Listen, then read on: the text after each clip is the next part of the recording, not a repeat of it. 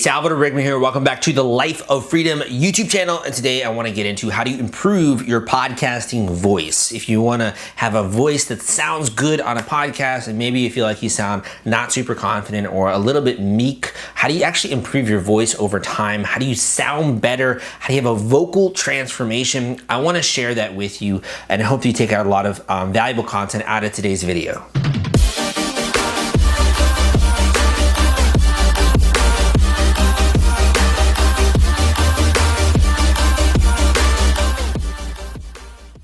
When I first started my podcast, I would characterize my voice as sounding monotone, as sounding a little bit meek, and also sounding not super confident. I kind of also had this like weird, very formal, I would say like tilt to my voice. It sounded too slow, I think. And I was kind of like oddly, I think, just because I was thinking so much in my head that I couldn't speak organically or naturally with a guest. It was super robotic, meek. These different words come to mind when I think about my first initial podcasting voice. But over time, I've been able to transform that. And it's actually had a lot of also weird benefits in my personal life. My personal life when it comes to like dating or my friends, people just say that I seem way more confident, way more natural, way more organic. So a lot of the vocal techniques that I've used for my podcast have transferred over into my life, have also helped me when it comes to speaking gigs and being able to speak in public more effectively and able to make people laugh and come off not as like a robot, but actually as another human being. So I want to share with you just a few simple tips that you can go through in order to improve the quality of your voice. Now, the first tip that I want to share with you, it comes down to, I think, just a lack of conviction with what it is that you're saying when you're on a podcast. So often when we are talking towards the end of a sentence, either because we're tired or we're just simply, a little bit, I guess, you're just not feeling what it is that we're saying. We're just feeling not super confident. Towards the end of a sentence, we tend to go down in tone and our volume actually starts to decrease. You might say something like, what do you think about that? When you're listening to yourself playing back a podcast episode, pay attention to the end of a sentence. And if your vocal volume and the tone is going down a little bit and it doesn't have that kind of oomph, like that kind of punctionality, like you're fully following through with what it is that you're saying. If you find that tends to be the case with you and one of the reasons why you maybe don't sound as confident, a very simple exercise is to what's called drive to the end of a line. And you want to practice this before you go live with a podcast. You want to kind of get into like a mindset, if you will, before you start an actual podcast episode, where you kind of have to prime your voice just a little bit, kind of warm up your voice before you start to go live and talking with a guest. And this is one simple exercise that you can use. So all you got to do is you're going to take out your smartphone or you take out a book or something like that, and you're just going to read, and you want to make sure that every single word that you read in that book towards the end, that you're continuing to emphasize it with the same level of pizzazz or oomph or volume that you are with the ones in the beginning, and that your voice isn't going down. So make sure you pay attention to that. So if I was just to read one blog post that I've written called How to Start a Podcast in 2019, I'm going to read this just very simply with that technique. So I'd say, do you want to start a podcast in 2019? I'm going to share with you how to start a podcast in 5 easy steps. This is a complete guide to getting started podcasting quickly and publishing it into a major marketplace like iTunes or Spotify. From that point, you can go on to attract fans, listeners, and customers. I hope that you find this video I put together to be helpful. I just do that and I take that exercise and I make sure that I'm paying attention to keeping my enthusiasm constant and my energy constant throughout the entire reading of that sentence, and that kind of helps me with that like meek sounding quality of my voice. Another thing that I suffered from with my own voice was that I sounded super robotic. We're talking about like this microwave right here or this laptop and the color that it is, it's pinkish, like oddly salmon colored, or I have this hat. My voice always sounded very logical and robotic, and it sounded monotone as a result. I'm doing it right now. The reason why it sounded that way is that I was filtering what it is that I was trying to say. I was filtering it because I was afraid of saying the wrong thing while I'm live on a podcast episode.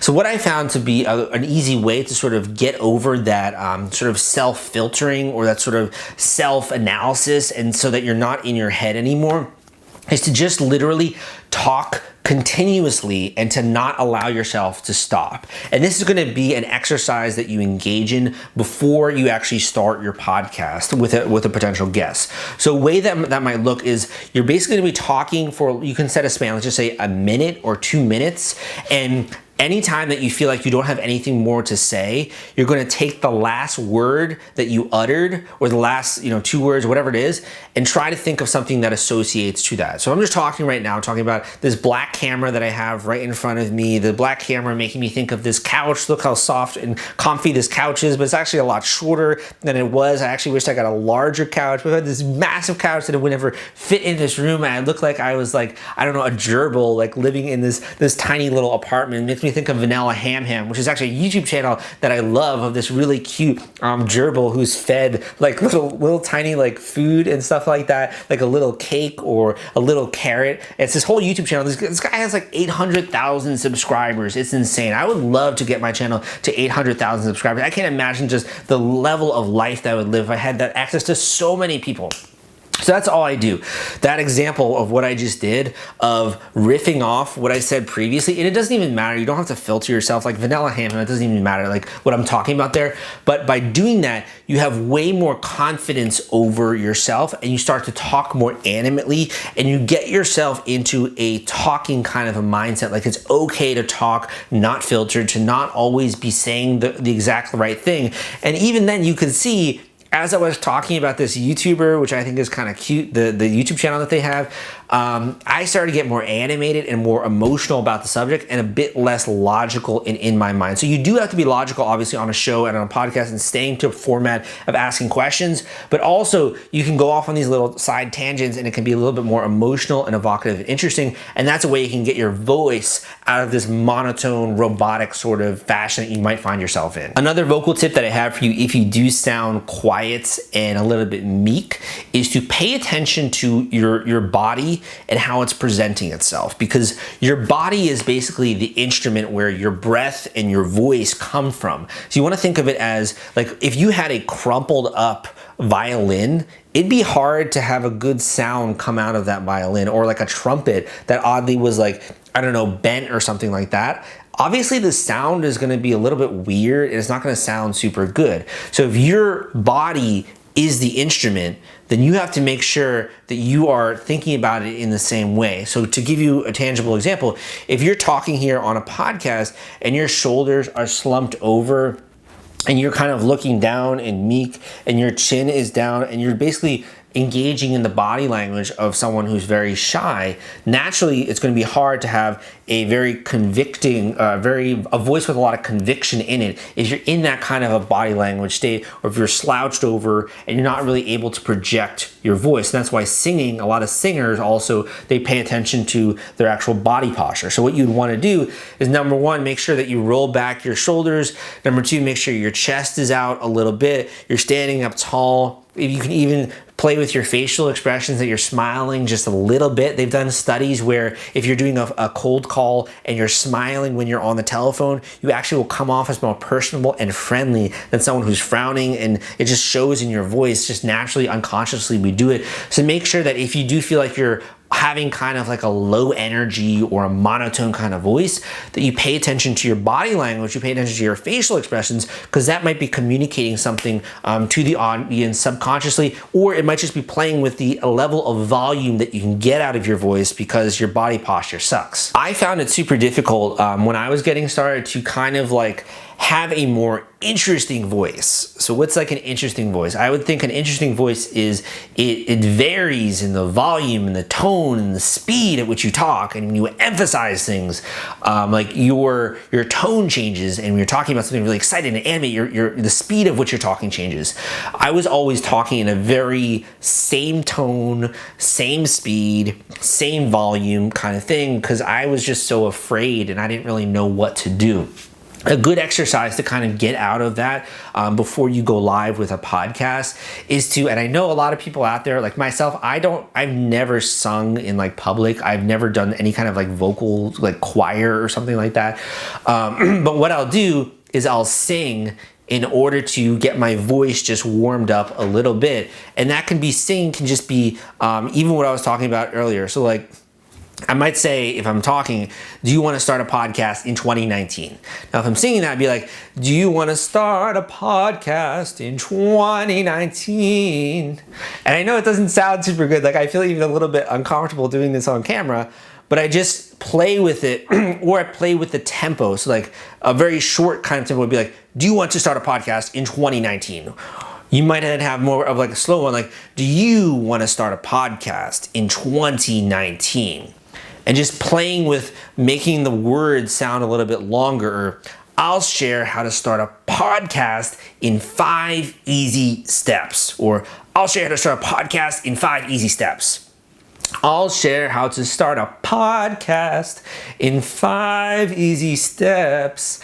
And I just do this, and it sounds really like, to me, it's a little bit, I feel timid even doing it now in front of the camera, but it helps me warm up my voice and realize I can have this variation in tone and in volume and all these things, and it can come out of me. It's just me kind of being stifled by the fact that I'm a little bit afraid to do it. And if you're alone, of course, singing or playing with that, or even sounding really weird, like, this is a complete guide to get started podcasting quickly and publishing it into a major marketplace like iTunes or Spotify, just taking the time to enunciate every single word and to make sure that you say it. That's a great way to also play with this kind of thing in order to get your voice ready, so when you do go live, that you're going to sound a lot better. A final tip that I want to leave you with this video, and also I have a lot of great stuff that I'd love to share with you in the description down below. I put together a free podcasting course that walks you through how to start, grow, and monetize a podcast. Not only do I talk more about vocal training and ways to improve your voice, but also how to market your show, how to get more downloads, how to actually make money from this thing when you do go live. So go and check out the link down below if you want to gain access to a free course on podcasting. But I want to share with you, when it comes to this final tip in terms of how to sound better when you are doing a podcast, I want to talk a little bit about making an emotional impact.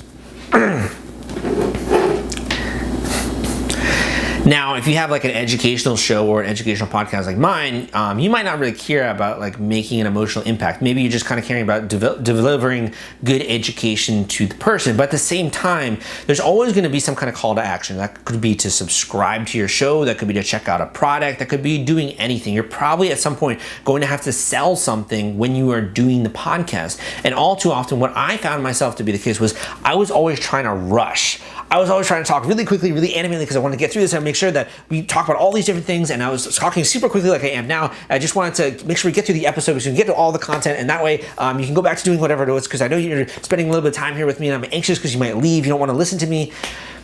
This like talking quickly, I found to be the root of me just believing that what I'm saying doesn't have enough value to the person, and therefore unless I talked quickly, they were going to leave and they were going to do something else, or they're going to get bored, or these different things.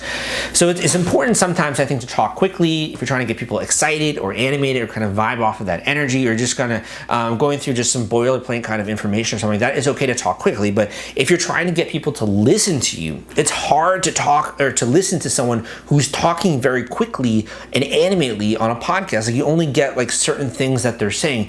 If you want to make impact, you got to have a pause. You got to slow down, and you have to let someone actually connect with what it is that you're saying. It is no mistake that you see some of the greatest, most popular people who are talking in public, speakers and these different things, they will have a pause when they're trying to have emphasis. Or they'll start to slow down their voice when they want the audience to think, or these different things, or they're trying to draw attention to something that they're going to say next. So the last tip that I have for you is to slow down. To slow down and just to try it and to see if you are actually able to stay with that. I found this to be a case in a lot of areas of my life, like not only with podcasting, but if you're a guy and you're talking to like a really attractive girl, or if let's just say in any other situation, you're talking to your boss, someone who's very like high status in your eyes, you tend to talk really quickly because you don't want to waste their time. You want to make sure that you're trying to get their attention, but a boss or someone who is kind of like the leader in that situation, they have no problem talking calmly and confidently because they believe you're going to stay around to listen to them. It's the same kind of energy that when you want to have when you are really trying to connect with the audience, is not to be super quick with your speaking, but to actually slow things down a little bit, to speak with conviction, and the way that you say things is actually going to cause someone to believe whether or not that resonates with them emotionally in like a deeper sense, from like, I would say, just in a subconscious level. So I hope that you found some of these tips and advice to be helpful for you with your podcasting journey. And if you did, go and join that free course that I have down below on how to start, grow, and monetize a podcast. Come subscribe to this YouTube channel if you want more content like this. I have a lot of other videos out there on podcasting and also on my website, podcastinghacks.com. Thank you so much for sticking around. I hope you enjoyed this video. Give me a thumbs up if you did. My name is Salvador Briggman, and I will see you next time.